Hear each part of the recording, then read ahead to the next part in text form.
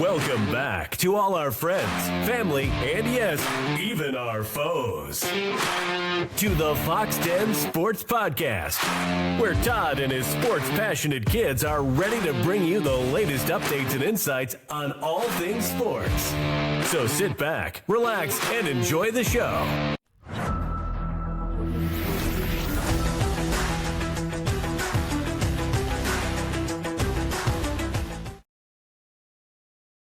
Welcome back to the Foxx Den Sports Podcast. I am your host, the Podfather, along with Kellen the dog. And Garrett, Money Man, makes his return here to the Foxx Den Sports Podcast. I don't know where you've been. You feel like you haven't been here for a while, but maybe you have. Well, I know you haven't, but I mean, I just don't. Regardless, whatever. Probably been 2 or 3 weeks. Yeah, that's a lifetime in podcast years. So. But Oklahoma walked into Tuscaloosa, forced some turnovers, survives offensive struggles, and walks out with a culture-defining Venables-era win, pushing the Sooners firmly into the college football playoff conversation. So what are your cold, open reactions? Like, just give me some raw emotion here. What were your reactions during the game, and then at the end? I think during the game, you're just sitting there still waiting for one of these offenses to just break through, because I think beginning of the year, Alabama, and they still are, Alabama was thought to be the best defense or one of the best, and then us just right behind them. And so you knew it was going to be a defensive matchup. They have their passing attack, which still, in reality, had its way with us. We just didn't ever break for the most part. And our defense was able to put our offenses in very, very good positions to at least get a couple points on the board every so often. But yeah, raw reaction, just excited. I know last time I was on, we were talking about the Venables win against Tennessee being his biggest win, and this one probably blows that one out of the water real quick. So I think he's finally, I shouldn't say finally getting the respect, because it's not like he really, in reality, has done anything to deserve it, but he's getting a lot of respect from the national media, but then also Sooner Nation as well. I was just relieved by the time that game ended, because I just kept waiting. Since our offense was never really moving, I just kept waiting for their offense to finally take over. Our defense was playing a great game, but it obviously not nearly as bad as last season, but because of what we witnessed last season, you just keep waiting for our defense to get worn out, and finally they break through. But that defense stood strong, and our offense did enough to win the game. I would have liked to see more out of them, but it's not like they were all 3 and outs and all that. They were at least moving the ball some. No turnovers, which, I mean, if we had a turnover, I think we probably lose that game. It was a gritty game, but, I mean, what more do you really want? A blowout would have been fun, but you love those games that come down to the wire, come down two good teams. Because then there's no excuses. There's no oh, man, they just didn't play well, or, oh, man, somebody got hurt. It was just 2 great teams going at it, and somebody has to win. And because of our defense, we came out on top this year. Yeah, go ahead, Garrett. Well, I was going to say, that's one thing I've been telling everyone is I think defensively, we're, just a little bit better than we were last year, because last year we were still pretty stellar. We just finally have an offense that, again, you can't necessarily count on them to put up 30 points alone themselves. But so far, since Mateer's return, which he had a couple of close calls on Saturday, but we haven't had any interceptions or turnovers costly. Tennessee, I know we had several in the first half, but to Kellen's point, I think if we had one, we lose that game. But our defense is finally having an offense that's able to move the ball just slightly, give them some rest, and put as many points as on the board as we need to at least win the game. Because, it's least amount of yards in the win for Oklahoma since 2002 or 3 or something like that. It's still sad, but. Well, sure. It wasn't pretty. Like Kellen called a minute ago, it was gritty, it was gutsy, and I think it was culture defining win. To me, it was an emotional roller coaster. There were minutes where you're just going crazy. And then to your point, you just kept waiting and waiting and waiting for something to happen. And then they go down and they score to, make it 10-7. And then we go right back.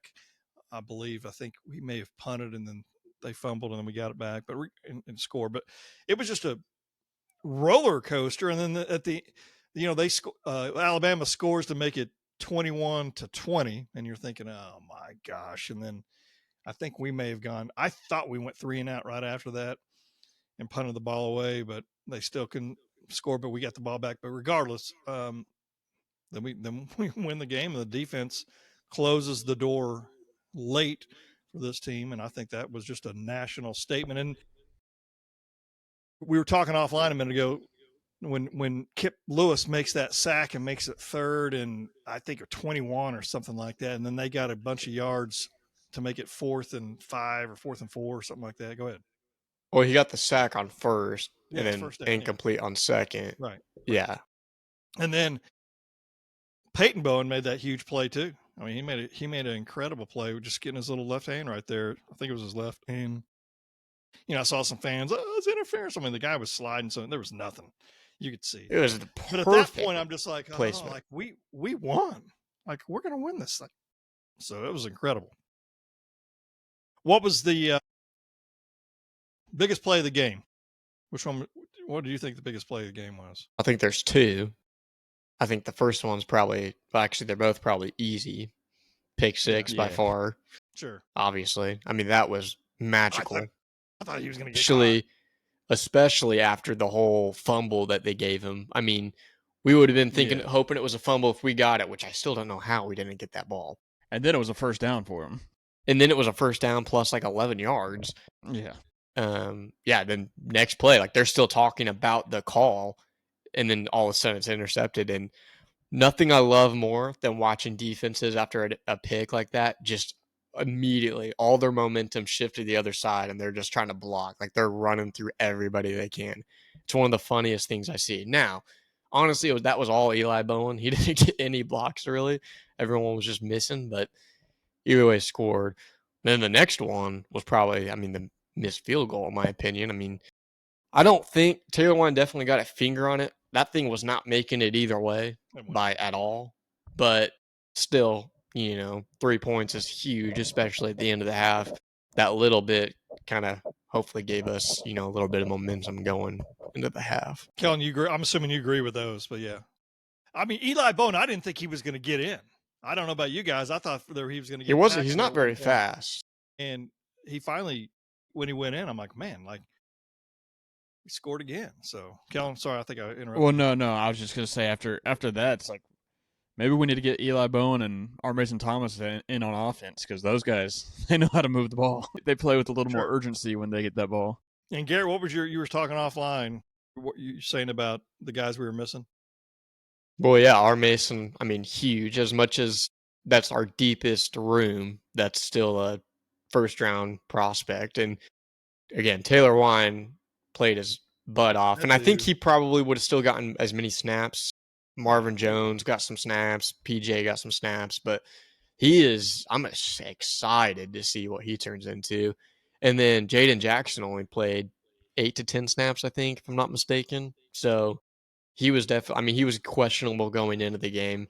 So very good to see him getting some good rest. Still played a few, but that's huge going down the stretch. And then Cortland Guillory again. My gosh. Yeah, dude, he is. Yeah. They had some catches on him. I'm not saying he's grown up before our eyes though. Yeah. He didn't have any crazy calls. I know they were complaining about that one missed call in the first half, I think. No, he played that perfectly, and I think Kirk called it. Not Kirk. I don't know. I don't remember who was calling the game, but one of the announcers said he played that perfectly. He turned his head. Both were getting handsy. Yeah, and one thing with Greg real quick, I felt like he wasn't biased at all, but he was more like if I was in that position, like more critical of Bama and like kind of taking shots at Ty Simpson for things like, but that's besides the point. Yeah. OU brought exotic blitz packages early to really rough up and rattle Simpson. You could see that. They're tied in. And first thing I said when I got to the house, because I was watching it a little bit at work and then I was able to see, but regardless, first thing I told Kellen and Mom when I got home, I'm like, they need to guard this tight end. And they fixed that at halftime. I didn't hear much about him after that. And then Bama only had 60 yards after that last touchdown. And after that, they had the, what was it? They had one time, I think, after that point that they passed midfield, only once. I mean, OU's defense just stiffened up. And you guys know, I'm going to say it. Well, you guys are going to sit there and act like I probably never say it, but I love defense and defense. I mean, this is what I'm talking about. You get a defense like this and minimize your turnovers on offense. I mean, you got a good chance of winning. Kip Lewis was that dude. The last 2 games has been out all over. I mean, he's been incredible. Heineke. Yeah. Heineke's all over. This is so fun. And so let's shift real quick.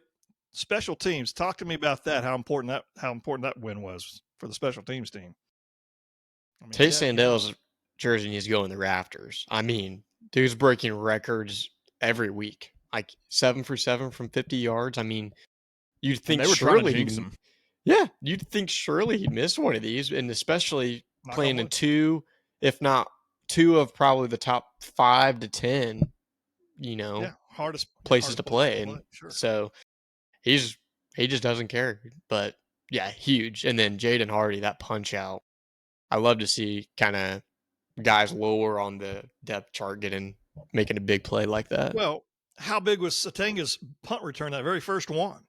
That was huge. He runs it back, and I know we only got a field goal out of that one, right? But regardless, I mean, it was still points. But that was huge. That was shift momentum. And what I want to say real quick is, we want to stay on special teams, but I'm kind of going off for a quick second.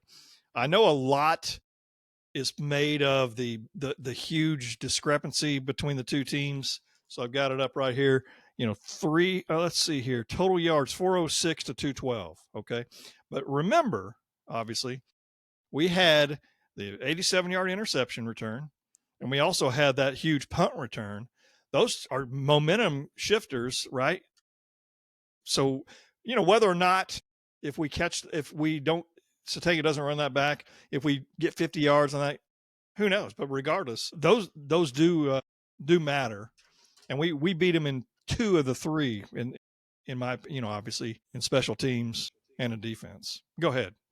But what else? I mean, well, one thing too with that too is most of their yards, and that's kind of going to your point earlier. That's how you have a good defense, is when they're really only successful on trick plays and trick packages.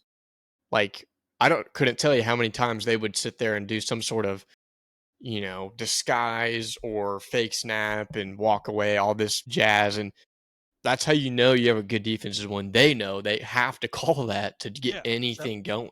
That fourth down call they made? Fourth down call. They had their 3rd touchdown, second or third, I can't remember. The one where the tight end leaked.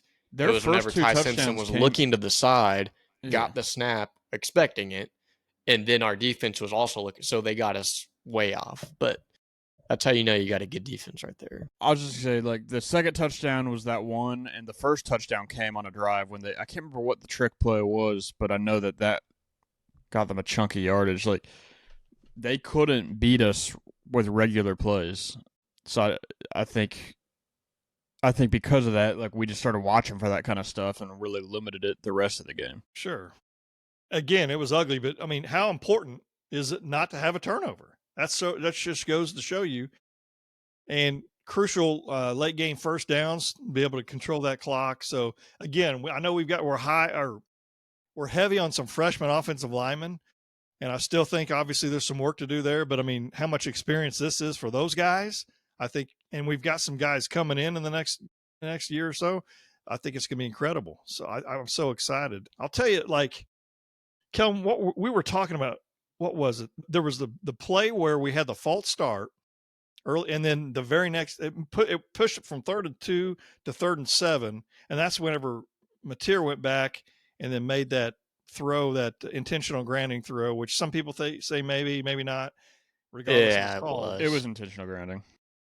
I thought it was, and I said that, but it pushed him out of field goal range. And when you and I were talking, I was like, man, that may be right there. That might be what cost us the game. Yeah.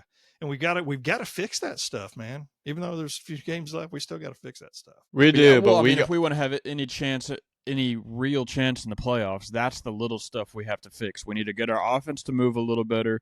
But if we can eliminate penalties and our defense plays the way they do, that will greatly set us up while we figure out more offense. So we have to figure out 100%.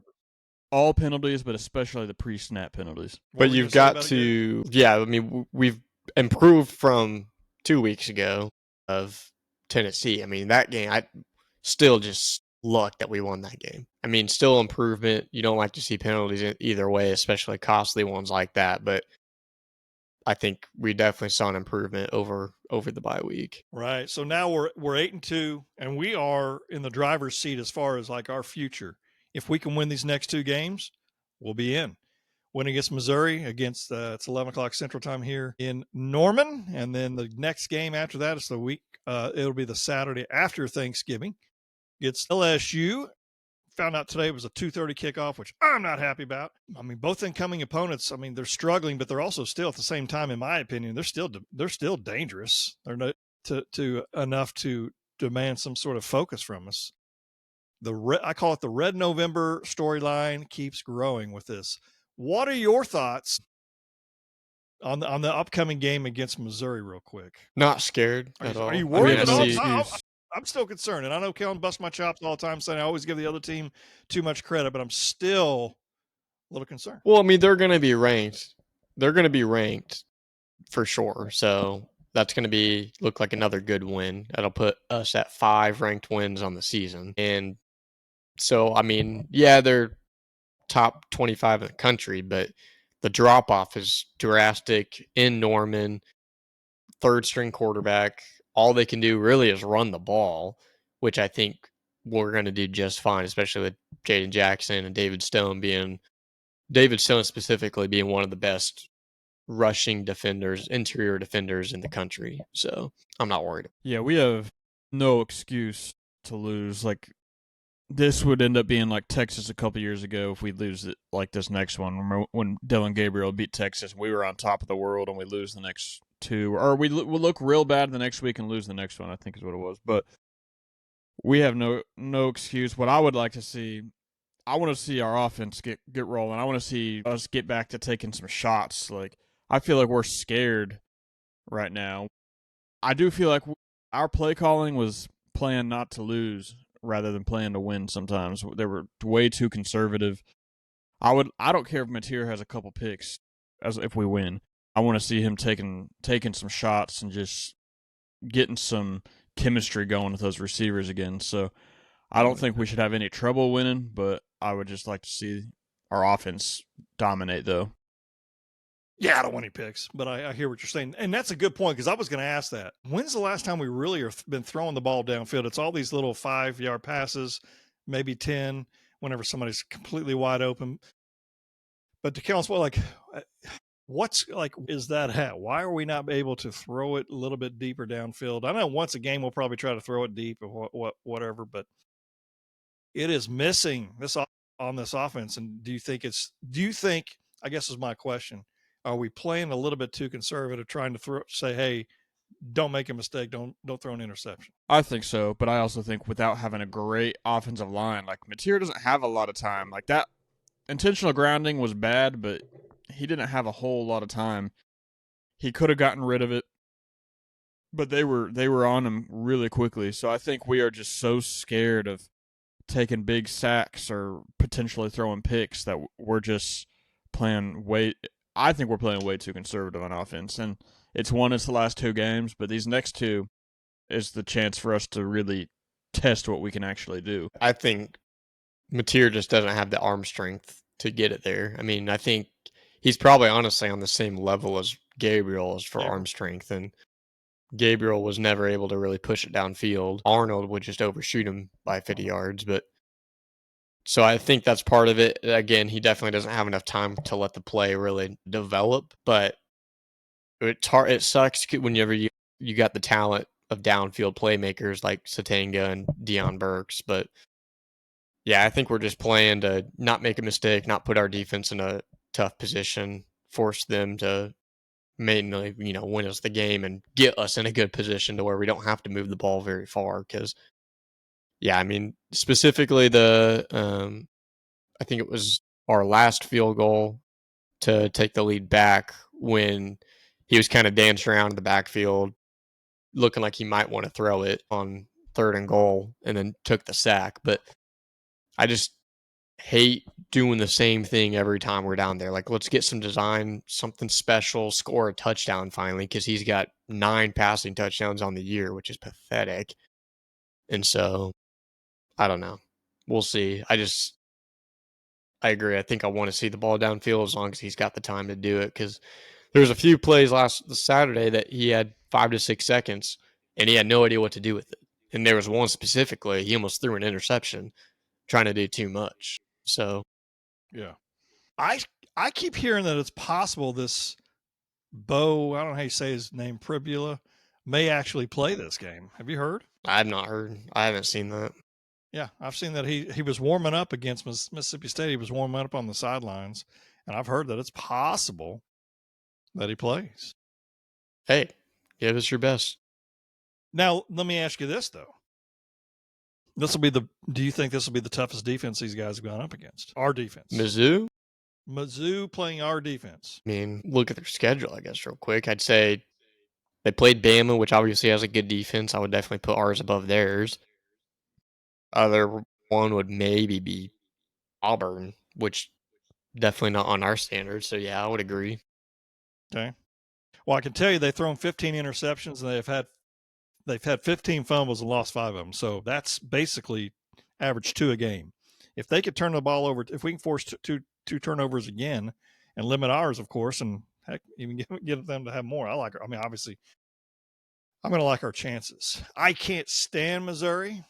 Sorry, just can't stand the team. I'm sure they got some good people, but they haven't been relevant, and we've busted some chops lately with that. I hope some of those guys get back to remembering our podcast and give us a little bit of good banter, because I like to bust some chops on that. I don't know how you guys feel, but I just can't stand them.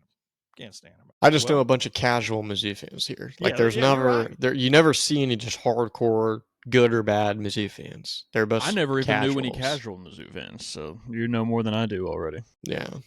I saw some. I'm not going to act like I didn't. I mean, I knew some people that are Mizzou fans, but I guess my point is this. To me, here's a little difference too.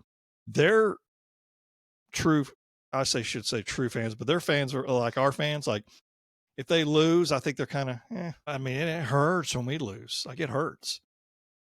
So, I mean, I think that's a big difference. We expect to contend for championships, SEC champions, national championships.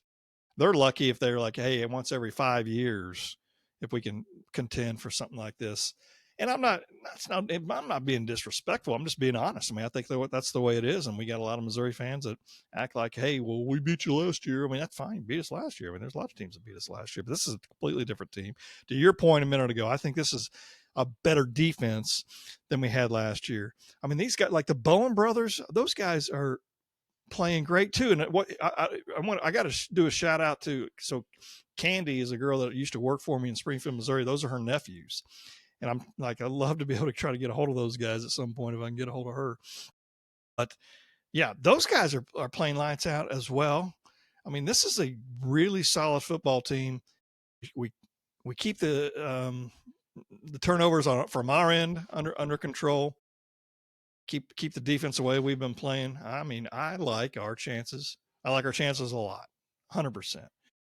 What do you think the difference is if this other quarterback does play, the main guy, or the third string guy? Like, how does it differ? I don't think you're going to see much difference. Just, I think you'd run into kind of what we've seen with Mateer, just a little rusty, not quite, sync with his receivers, not in that midseason form. I think he's definitely a better quarterback than their true freshman, but I do think you'd probably be a wash between the two, because either you're going to hear the excuse of, oh, it was our quarterback's first game back in 3 weeks or whatever, and then, or, oh, you were playing our third string quarterback. Like, both are fair, but which one is it? So sure, I agree. What do you think about that? You're probably not worried either way, are you?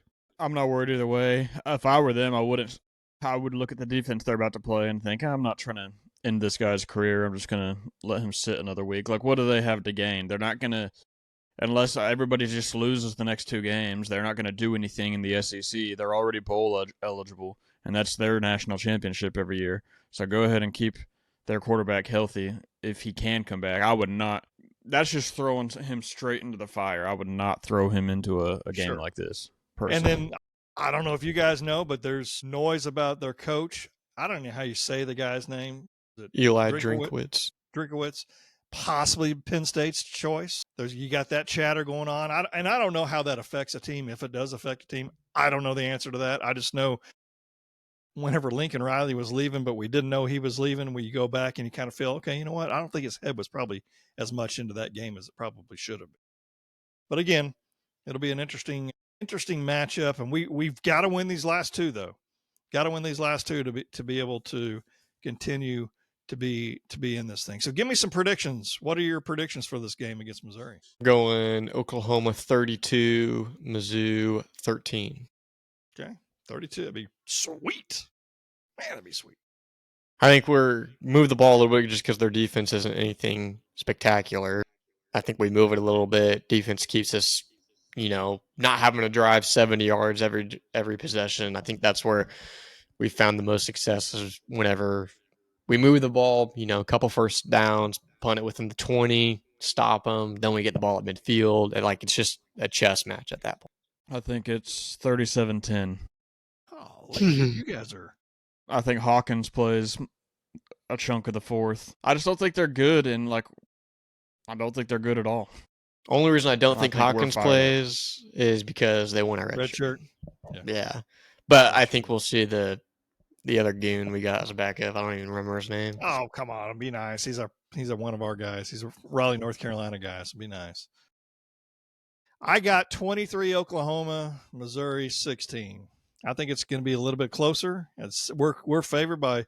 We are actually favored by 7.5. I got us winning by 7, and I don't really look at all that stuff. And to be honest with you, Kellen, you obviously do. I stink at that. I'm in like an NFL pick league where I can win. I'm really good at the who's going to win the game, but when it comes to a point spread, that's why I don't bet. So I'm pretty bad. But I think it's going to be closer. I think our defense keeps us in this game. I think we're going to lead for the majority of the game, and I think that they may score like a late garbage type touchdown late in the fourth quarter, put us a little bit like nervousness would come down to a special teams type of a what do you call it? Onside kick of some sorts. But I like our chances. We play like we have been playing. Say that on the defensive side. The offense has got to get it together. The offense has got to play much better. We got to be able to run the football. And Missouri's defense is pretty good. They're actually pretty good. We've got to be able to run the football, establish a running game. And if that includes Mateer, that includes Mateer. He's got to be able to run the football, but we've got to put the ball in the end zone. If we can score 3 offensive touchdowns, okay, good times. You think the defense gets a score this week again? Have a little hat trick, 3 in a row?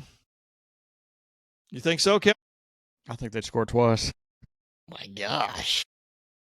All right. That's I think we're going to if we got these last 2 quarterbacks all scared and flustered doing uncharacteristic things, I think we can wreck freaking third string freshman or a guy that hasn't played in 6 weeks or however long it's been.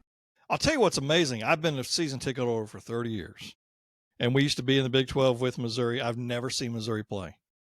I've seen every other team, obviously, that we played in the Big 12. That's one team for whatever reason, and I'm not going to act like they came here every year, but the years that they came, I remember I had something going on and didn't go to the Missouri game. So I'm actually looking forward to finally getting to see these guys. And I'm really looking forward to kind of beating up on them. Curious to know if there's going to be any of them sitting around us. But you guys know we're going to have some. We'll try to remember to go down and see our seats next year. They're going to be a little bit closer. So it's going to be awesome. I can't wait. Well, I've got 2 questions to ask you guys, and then we will be done. The first question is, since you guys are out of age now, what's the worst part about being an adult? Always having something to do the next day. I can't tell you the last time I went to bed and just I don't got to put an alarm on. I don't got nothing going on. I can't tell you the last time I just slept. I'd say that it's a pro and a con. Probably like the freedom, you know? Like, Freedom. man, you love it, but man, do you hate it? Sometimes I need people just to Right, man. make the Sometimes I need decision somebody for to me. tell me no Taco Bueno today. Yeah. Yeah. You grew up in this household, man. It was, man. But Yeah. what about bills? I think bills is the worst part, man. Having to pay the Well, daggone bill. yeah, I mean, obviously, but Yeah. Bills kind of ties into mine. If it wasn't for bills, I wouldn't have to work every day. Yeah. And we're not talking about the buffalo kind, but regardless. I wish I had that little. I probably have it. But all right, then the final question I have, I can't wait to hear your answers. What's the greatest fast food item of all time? My first instinct is fries. You can never go wrong with fries. Everybody's got them. But from where, though? That's I was about to say, are we talking just like No, item, talking- or are we talking we're like, talking hey, we item. need the order, like what item, like from a fast food restaurant? Cane sauce. that's I sad. don't like but, anything better, man. Man, this is a struggle. Rub that on Mateer's hands, and What? so that the offensive line, so they can block a little better. You've piqued my interest. All right, knock that off. Yeah, I did. Whenever I said Mateer, what's wrong with you, man? Rubbing a material, man. I'm talking about make the offense better. He said makes everything better. Hey, man, I don't know. There's a couple items that don't exist anymore on the T-Bell menu. Well, that's fine. I mean- Keep going. What is it? What item specifically are you thinking of from the bill? It was like some sort of chicken, like $1 chicken wrap or something. Had some good sauce on it, but I thought you liked Man, that I honey don't butter biscuit or whatever from Whataburger. I always thought you Those saw you are driving good. over there. Honey butter chicken biscuit. So that's your answer, Garrett? Final answer? quesarito from Taco Bell is pretty good too, but that's not a thing anymore. I'm I trying thought to they think made of that- things I that don't exist anymore. Like I love the Chick-fil-A chicken strips right now. Oh my gosh, they're so juicy, but I can go get it right now if I want. So Kellen, what about you? What are your thoughts? Well, if we're I trying to also get love things that- Five Guys cheeseburger. You know, like can't miss with that. Yeah, Had it is the that other fast day. food or I is that loved just it. good food fast? It's like in the between. It's good though. Kellen, what do you got? Come on. Maybe Taco Bueno burrito, because that's just nostalgic for me, and Okay. I still don't even get it that often here. Well, you're all ready for mine. Sorry, but I'm going to. You're probably about to name 10 of them, but yeah. Yeah, Well, number 9 would be the best to me. Taco Bueno's Bueno Chilada. Absolutely Yeah. love it. That thing is so good, and I love Taco Casa now. Taco Casa blows it away. Blows true Taco Taco Bueno Casa. away. However, they've got You try their own chilada. If that had Kellen, you got to admit it. If that chilada from Taco Casa had Bueno's like chili sauce or whatever, that'd be fantastic. It's the only thing it's missing, but it's great. And Garrett doesn't like it. Garrett sent me a text, and we were driving. He didn't even try last it. game you went to, we were driving home, and you had sent a text. I didn't see it till late, asking about Taco Casa. Like I was in the drive-thru. Like I literally pulled up to the window, or I would have the said everything. I mean, they have their tacos are really good. They put a bunch of cheese on their tacos. I would have said Center the guys and I chilada's looked at a picture of incredible. that and said, "Nah, we'll pass." No, they literally. She is- I know she the is with drive-through child, feels odd, and their menu looks like a taco truck, but the food is actually like. Well, that's the problem. Like you look at the menu and I don't know what any of it is. It's all in Spanish. Like, It's a What's taco. not? It's a burrito. It's an enchilada. yeah, don't know but where you what's went. in it? It looked like a picture from the Nothing. 70s. Nah, It's really basic. The tacos just meat, cheese, lettuce, Nah, call maybe tacos tomato. right I don't remember. Dad'll say order light lettuce, so they give you extra meat. yeah. If you order light lettuce and you get a little bit of extra meat, that's the way you do it, man. Pa loves the extra meat. Yeah, whatever. All right, the Foxx Den Sports Podcast. I'd like to thank all of our listeners for tuning in to the podcast. We're closing in on number 200. It's coming in the next few weeks. Might I have a can't special wait. guest. Who Have a knows? special guest, maybe a little Bob Stoops, maybe not. But hey, thanks again. Appreciate everything. Keep coming. Keep giving us some good banter. Missouri, stop it. Missouri fans, give us some good banter, please. That would be fantastic because we can't wait to beat up on you clowns. So have a good week, everybody. Until next time, goodbye, everybody. Boomer Sooner. Texas, you stink. Even though you beat us, you still stink.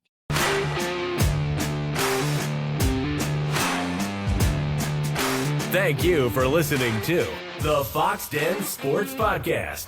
Be sure to subscribe for free to our YouTube channel, Foxx Den Sports. And also follow us on Instagram and Twitter at Foxx Den Sports and on Facebook at Foxx Den Sports Podcast. You can also email us at foxdensports@yahoo.com. This has been Foxx Den Sports.